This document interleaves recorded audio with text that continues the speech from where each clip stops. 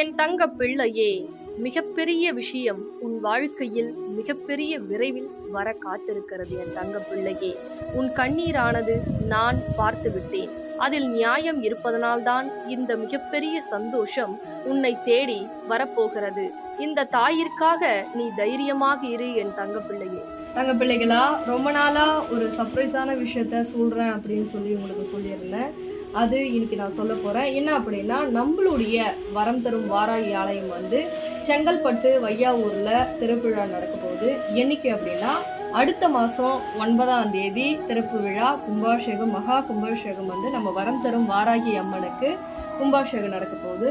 என்னுடைய தங்க பிள்ளைகள் அனைவரும் வரணும், என்னோட ஆசை அதுதான். அதே மாதிரி அம்பாளுடைய ஆசையும் அதுதான்.